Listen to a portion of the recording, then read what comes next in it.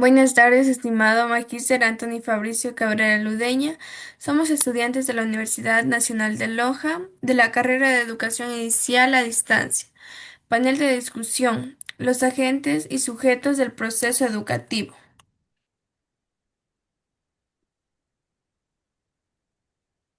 Como participantes tenemos a Lisset Esperanza Rosillo Salinas, David Alejandro Zarango Poma, Licenia Marixa Sánchez Calva, Lesbia Alejandra Jiménez Maicela y mi persona María del Cisne Pacha Jiménez. Como introducción tenemos los, los agentes educativos, ya sean personas o instituciones, comparten la característica de la educatividad y constituyen los elementos fundamentales para el desarrollo de la educación. Las relaciones que se establecen entre ellos son fundamentales para lograr la calidad y el éxito del proceso educativo. La relación educativa se ve amenazada actualmente por una crisis de las transmisiones, consecuencia de una crisis en las estructuras de acogida.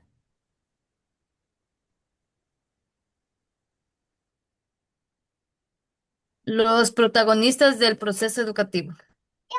La educatividad de los agentes educativos. Los agentes educativos fundamentales son los educadores y los educandos. El término educador puede ser usado en dos sentidos. Se emplea en el sentido estricto para referirse al profesional o persona que ejecuta conscientemente una acción educativa, un monitor, un profesor, una madre, etcétera, o bien, y de forma más amplia como adjetivo que califica la potencialidad de ciertos instrumentos, recursos, influencias o materiales para facilitar aprendizajes valiosos.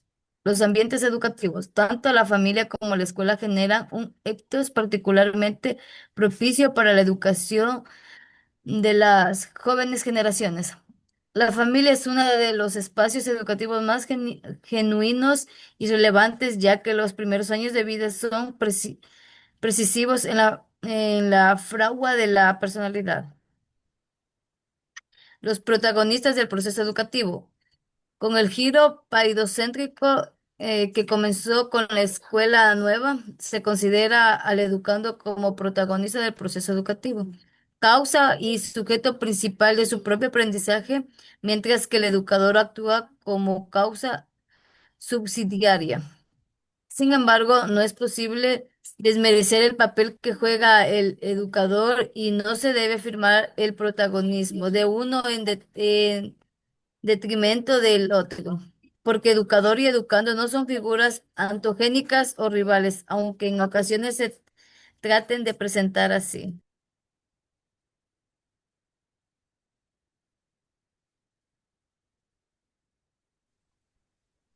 Las relaciones entre los agentes educativos, la relación educativa, características y límites de las relaciones educativas. Se trata más bien de formas distintas de modular esa relación, según se ponga el acento en uno otros elementos. Aquí se va a estudiar la relación educativa como aquella que se establece entre un educador y un educando, sin entrar en otro tipo de relaciones, las de los profesores entre sí o con los padres y las administraciones, los sindicatos de profesores, asociaciones de padres, medios de comunicación, etcétera. En efecto, una de las formas que puede adoptar la relación entre los agentes educativos sigue el esquema de los procesos de comunicación centrados en la transmisión de la información. En estos casos, la enseñanza se rige principalmente por su saber técnico de la comunicación. Por otra parte, la doctrina pedagógica ha profundizado filosóficamente en el concepto de comunicación como fenómeno radicado en el ser personal, acentuando también su dimensión ética.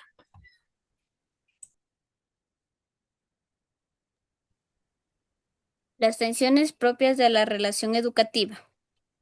El principio del cuidado se asienta sobre la responsabilidad que el adulto tiene frente al niño. Si la autonomía es expresión de la libertad del educando, el cuidado manifiesta la responsabilidad del educador respecto a esa libertad incipiente. El cuidado es una modulación de la educación. sobre todo a edades tempranas en las que la capacidad de juicio aún no está suficientemente desarrollada. Sin embargo, el cuidado no termina en la infancia, sino como modulación educativa que es, que es adaptarse a las diferentes edades por las que atraviesa el educando, adquiriendo nuevas formas como el respeto, el tacto pedagógico, etc. Cuidado y autonomía están relacionados directamente con la evolución de las facultades del niño y deben tener hacia un difícil equilibrio que no siempre se puede conseguir. El rol de los padres y de las demás personas encargadas del cuidado del niño consisten en regular y dirigir este equilibrio a favor del interés superior del educando.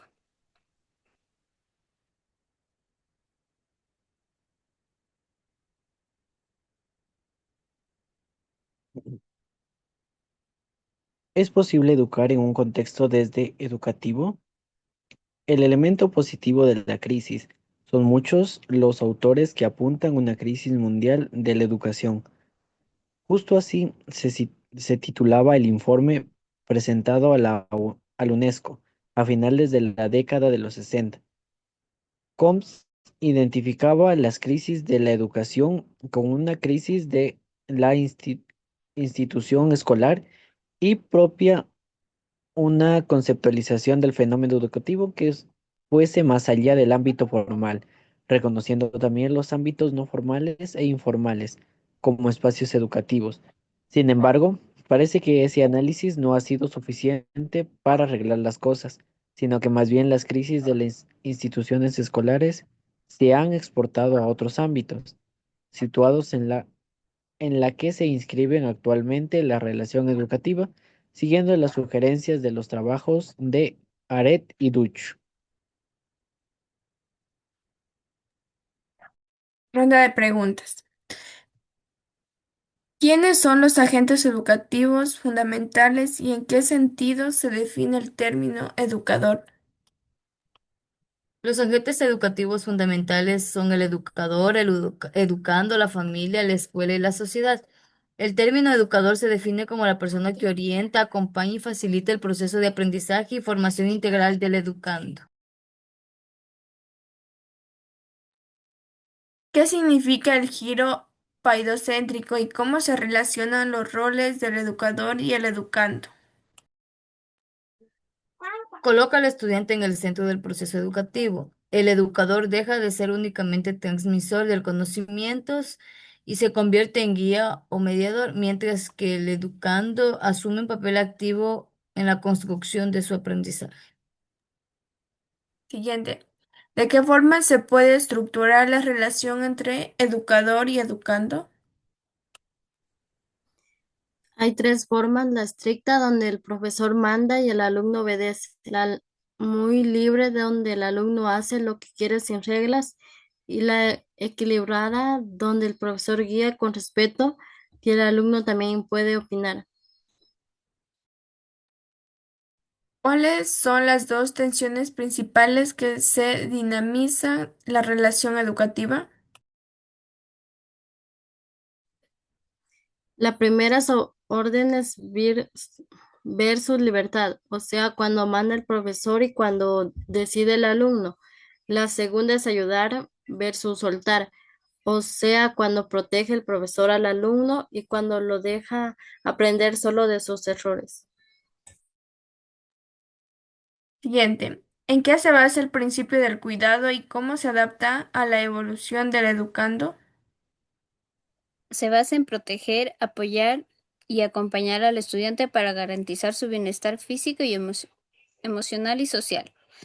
Es atender para que un niño pueda aprender primero, debe sentirse seguro y querido. ¿Por qué es necesario buscar un equilibrio entre autonomía y cuidado en el proceso educativo? Es necesario porque los dos extremos son malos. Si hay mucho cuidado, el estudiante se vuelve dependiente, inseguro y no aprende a resolver problemas. Y si solo hay mucha autonomía, el estudiante se puede sentir desprotegido, estresado o cometer errores por falta de guía. Siguiente. ¿Qué consecuencias tiene la crisis del sujeto sujeto, razón en la forma de entender el conocimiento. El conocimiento deja de ser una verdadera verdad absoluta y pasa a ser relativo, fragmentado y conceptual. ¿De qué manera afectan las crisis del lenguaje y de la moral a la transmisión educativa? En el lenguaje se pierde la certeza al comunicar, obligando a negociar los significativos en el aula, y en la moral, al no haber valores universales, se deja de imponer dogmas y se pasa a educar en el pensamiento crítico. Como conclusiones, tenemos que la relación educativa no es solo transmitir información, sino un vínculo dinámico. Se caracteriza, se caracteriza por dos tensiones constantes: autoridad, libertad y autonomía, cuidado, que cambian según la evolución del estudiante. El cuidado y la autonomía debe ir equilibrándose a medida que crece el educando. El objetivo es guiarlo responsablemente, respetando su madurez y siempre buscando su bienestar integral. La educación es un proceso vivo entre educador y estudiante, que ocurre en distintos espacios. Aunque enfrenta retos y crisis en la sociedad actual, sigue siendo posible y se mantiene en el equilibrio entre guiar y respetar la autonomía de quien aprende.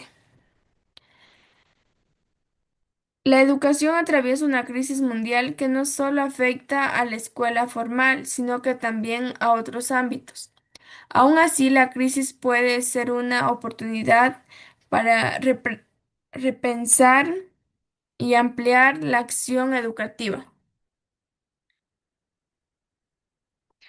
Muchas gracias por su atención. Esta ha sido la exposición del panel de discusión del grupo 5 y cualquier error cometido en el mismo sepa disculpar.